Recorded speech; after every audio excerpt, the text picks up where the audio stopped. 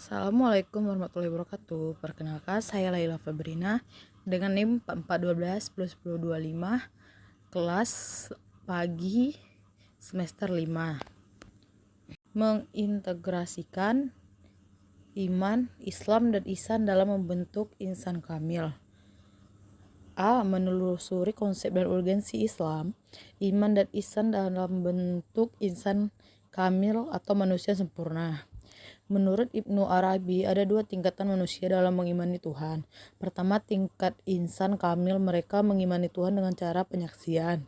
Kedua, manusia beragama pada umumnya, mereka mengimani Tuhan dengan cara pendefinisian atau tidak menyaksikan Tuhan, tetapi berdasarkan sifat-sifat dan asmaul husna.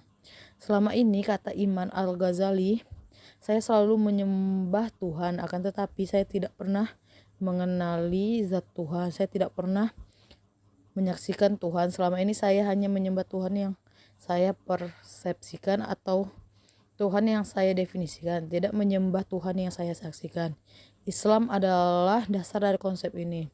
Tunduk kepada Allah, mengikuti hukum-hukum Islam, dan melakukan kewajiban agama. Iman komponen kedua yang sangat penting. Seseorang harus memiliki keimanan yang kuat kepada Allah. Iman yang kokoh memberikan landasan spiritual yang diperlukan untuk mendeteksi insan kamil.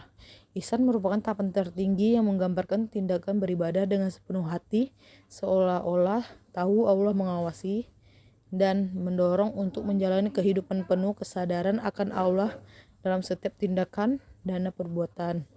Jadi Islam, iman, dan ihsan merupakan tiga unsur yang saling berkaitan dan membantu membentuk insan kamil, yaitu individu yang mencapai tingkat spiritual yang tinggi dalam Islam. B.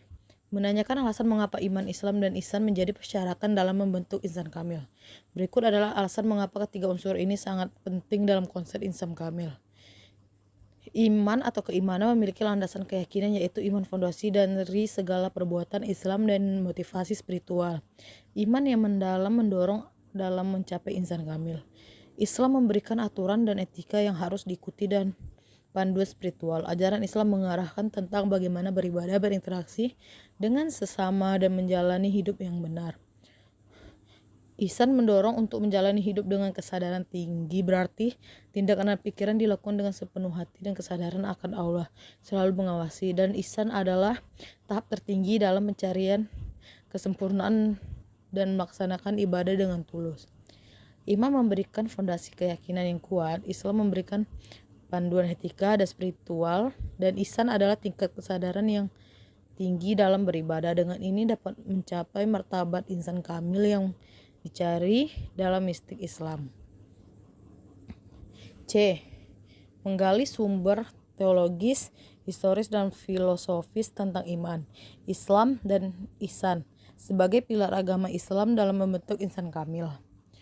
Menggali sumber teologis, historis, dan filosofis tentang iman, Islam, dan ihsan sebagai pilar agama Islam berdasarkan hadis yang dirawat Umar bin Khattab di atas. Kaum muslimin menetapkan adanya tiga unsur penting dalam agama Islam, yakni iman, Islam, ihsan sebagai satu kesatuan yang utuh. Bersama dengan pemikiran para teologi dan filsafat, Islam membentuk landasan konseptual dan praktis bagi iman, Islam, dan ihsan sebagai pilar agama Islam. Mereka tidak hanya memberikan kerangka teologis dan historis, tetapi juga memberikan arah dalam menjalani keyakinan mencapai kesempurnaan. 2. Menggali sumber teologis, historis, dan filosofis konsep insan kamil. Yang A. Konsep manusia dalam Al-Quran secara umum, yakni dimensi jasmani dan rohani, atau dimensi beberapa aspek utama dari konsep manusia dalam Al-Quran. Penciptaan manusia khalif di bumi, ujian dan pengujian, tujuan hidup, kemuliaan dan martabat, kemaksiatan dan pengampunan, kehidupan akhirat, toleransi, dan persaudaraan. Yang B. Unsur manusia pembentuk insan kamil. Sumber historis konsep insan kamil banyak diperdalam dalam ajaran sufi. Tokoh-tokoh sufi seperti Ibnu Arabi dan Al-Ghazali, mereka mengajarkan tentang pengamalan mistis dan pengabdian yang tulus kepada Allah. Sumber filsafat Islam penekanan pentingnya cinta kepada Allah, penyerahan diri yang sepenuhnya, dan pencarian kesempurnaan sebagai jalan menuju insan kamil. Membangun argumen tentang karakteristik insan kamil dan metode pencapaiannya.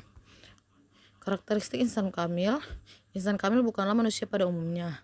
Ibnu Arabi menyebutkan adanya dua jenis manusia pada umumnya, yaitu insan kamil dan monster bertubuh manusia. Maksudnya jika tidak menjadi insan kamil, maka manusia akan menjadi monster bertubuh manusia. 4 unsur manusia diuraikan sebagai berikut. Yang pertama jasad, kedua hati nurani, ketiga roh, dan yang keempat rasa.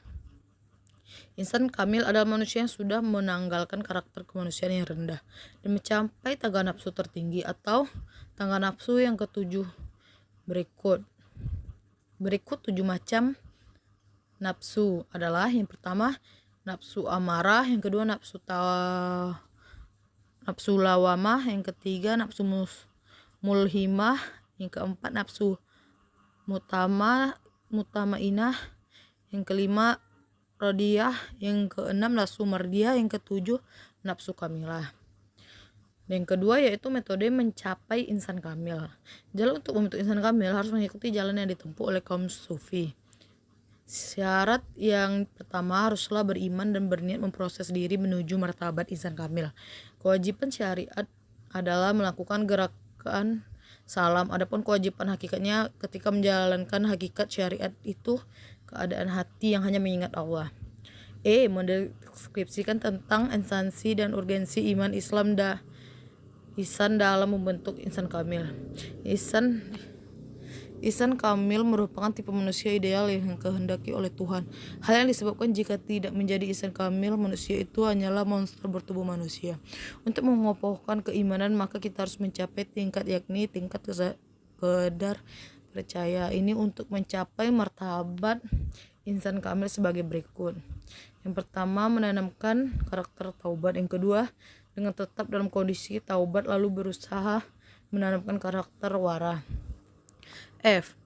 Rangkuman bagaimana menjadi insan kamil. Beberapa langkah dapat membantu dalam upaya menjadi insan kamil. Yang pertama, ketahui dan perdalam iman Anda. Yang kedua, amalkan ajaran Islam dengan tulus. Yang ketiga, kendalikan diri dan nafsu. Yang keempat, kembangkan moralitas yang tinggi.